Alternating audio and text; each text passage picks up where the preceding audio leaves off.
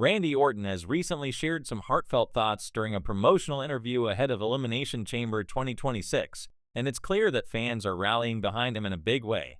In the conversation, Orton emphasized how crucial it is for him to stay fully focused and locked in at this stage of his career. His singular drive right now is to reclaim the WWE Championship one more time before he calls it a day. This isn't about chasing every possible record or surpassing legends in sheer numbers, though he's tantalizingly close. Orton currently holds 14 World Championship reigns, tying him with Triple H for that mark, sitting just behind Ric Flair's recognized 16 and John Cena's 17, with Cena having recently retired. Yet, when pressed on the historic implications, Orton made it plain that his ultimate ambition isn't necessarily to tie or eclipse Flair or Cena. Instead, he simply wants that one final run with the WWE title, the most prestigious prize in the company. Even if he retires with 15 world titles total, that would be more than enough to satisfy him and cap off what has already been an extraordinary career. Fans have overwhelmingly supported this sentiment. Comments across social media, wrestling forums, and reaction videos show a groundswell of encouragement for one more from the Viper. Many point out how deserving he is after everything he's endured, and how a meaningful title run would provide the perfect send-off for a performer who's given so much to WWE. Orton himself reflected on his longevity in the interview, noting that he's been wrestling for more than half his life. At this point in his mid-40s, the ring is all he knows, and he's not looking to pivot to Hollywood or any other venture. Wrestling remains his passion, and adding one last world title to his resume would make everything feel complete. It's worth remembering that Orton's last WWE Championship reign came back in 2020, during the height of the pandemic era. That run took place inside the empty Thunderdome, with no live audience to witness it, and it was relatively brief and underwhelming by his standards. Outside of that short stint, it's been years since Orton held the gold in a way that felt truly impactful and memorable to fans. Since making his triumphant return in late 2023 after undergoing serious back surgery that nearly ended his career, Orton has been building momentum steadily. He's looked sharp, vicious, and as dangerous as ever in the ring, delivering signature RKOs and punishing opponents with his methodical style. Yet, despite all that, he's only had one notable shot at the top title in that time. A quick but intense feud with John Cena in 2025 that teased big things, but didn't lead to a prolonged chase. For over 2 years now, fans have been watching Orton eye the WWE Championship from afar, waiting for the moment when he finally makes his definitive move. Speculation has swirled endlessly. Would he turn heel again to shake things up? Would he align with or against certain factions? Or would he simply storm the title picture as the respected veteran he is? The anticipation has built because Orton hasn't been handed a clear path yet, but everyone senses it's coming. His presence alone elevates any storyline involving the championship, and the idea of him capturing it one last time resonates deeply with the audience.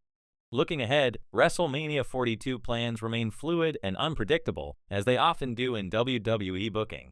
Reports have circulated suggesting that WWE might opt for a massive multi-man match for the undisputed WWE Championship at the Showcase of the Immortals. Ideas like a fatal four-way, six-pack challenge, or even something larger have been floated, potentially including names that could create explosive dynamics. If WWE goes that route, Randy Orton is frequently mentioned as one of the key participants. A spot in such a high-stakes contest on the grandest stage would give him an ideal platform to pursue his dream. Imagine the drama. Orton in a chaotic environment, picking his moments, striking with precision, and perhaps walking out as champion in front of a roaring crowd. It would be poetic, especially given his history of thriving in big match scenarios. Whether the match stays singles or expands, the expectation among fans is that Orton will get another legitimate opportunity soon, and many believe he'll capitalize on it to secure that 15th reign. No matter how the cards fall in the coming months, Orton's pursuit of the title isn't going anywhere. He's committed to the chase until he achieves it, and the wrestling world largely expects him to succeed at least once more. His story serves as a reminder of perseverance, legacy, and the enduring appeal of a veteran star refusing to fade quietly. Shifting gears to another developing situation on Raw, there were some intriguing plans in the works for the mysterious masked man character, often referred to as the Masked Man in fan circles, that unfortunately fell apart due to an injury. According to reliable reports from sources like WrestleVotes, the Masked Man and Logan Paul were lined up to play pivotal roles in an Elimination Chamber qualifier match. The bout involved Bronson Reed facing off against El Grande Americano, with some confusion around participants in the build-up, and the intention was for Reed to emerge victorious and punch his ticket to the chamber itself. The interference from the Masked Man was meant to influence the finish in a way that still allowed Reed to win, adding layers to the ongoing narrative. This would have been a fascinating wrinkle because in recent weeks, the Masked Man has been a thorn in the side of the Vision stable, repeatedly costing its members matches and sowing chaos. Seeing him get directly involved but ultimately not derailing Reed's qualification would have raised questions. Was this a botched attempt to sabotage Reed, only for Logan Paul to counter and save the day? Or was the Masked Man sullying Reed in some convoluted way? The exact mechanics remain unknown since the injury prevented it from playing out, but the setup promised to deepen the intrigue around this enigmatic figure and his connections to other stars. Tragically, those plans were scrapped when Bronson Reed suffered a torn bicep during the match itself. Reports confirm he underwent successful surgery shortly after, with Reed taking to social media to express gratitude for the support and vow to return stronger. While the timetable for his comeback isn't set, a distal bicep tear typically sidelines wrestlers for several months, making it doubtful he'll be cleared in time for WrestleMania 42. The loss is devastating on multiple fronts. Reed was positioned as a central piece in the Vision's operations, and his absence ripples through several storylines.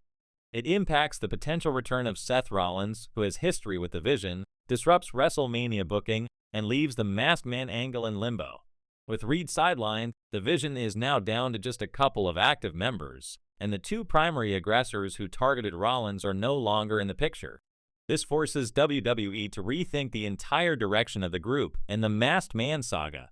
What was once a targeted campaign against specific individuals now needs a fresh narrative. Perhaps the Masked Man shifts focus to other feuds, or maybe Logan Paul's involvement evolves differently. The next few episodes of Raw will be telling as creative scrambles to rewrite and pivot without losing momentum. Injuries like this highlight how fragile long-term plans can be in professional wrestling, where one moment in the ring can upend months of storytelling. On a more uplifting note, AJ Lee recently opened up in an interview with ESPN about a deeply personal reaction she had to a recent Monday Night Raw match. The bout in question was a triple threat for the WWE Women's World Championship featuring Nikki Bella, Stephanie Baker, and Raquel Rodriguez. Seeing these three talented women, each bringing their unique flair and representing Latina heritage, competing at such a high level brought AJ to tears. She reflected on her own era in WWE, recalling how just a decade ago, women's matches often revolved around gimmicks like limbo contests or bikini battles. It was a vastly different landscape, one where opportunities and depth were limited. AJ expressed immense pride in the current evolution of the division. She highlighted how today's superstars are defined by far more than appearance, their athleticism, charisma, personalities, and in-ring skills take center stage. The women competing now are the kind of role models she wished existed when she was growing up. Specifically, the sight of three Latinas battling for a world title moved her profoundly. Growing up, such representation on television was rare, if not non-existent, and witnessing it now felt like a beautiful milestone. She noted that this progress should have happened much earlier, but she's thrilled it's unfolding and hopes it keeps expanding with more diversity, depth, and spotlight on talent. The contrast between AJ's time in the mid-2010s and today is stark. Back then, the Divas era featured standout performers like AJ herself, Nikki Bella, and Paige holding the fort at the top. But the division lacked real breadth, no robust NXT pipeline feeding in fresh faces, only one title to chase, and often a focus on aesthetics over wrestling substance. Matches were shorter, storylines shallower, and opportunities scarcer for many. Fast forward to now, and the women's division boasts multiple championships, international stars, varied styles, and main event caliber bouts. It's night and day, and AJ's emotional response underscores just how meaningful that transformation is to those who lived through the earlier struggles. AJ's own journey continues to inspire as well. She's making a return to in-ring action, with Elimination Chamber marking her first singles match in over a decade. Rumors also point to her competing at WrestleMania 42, signaling more big moments ahead. Her perspective bridges generations, reminding everyone how far women's wrestling has come while celebrating the present and looking optimistically to the future.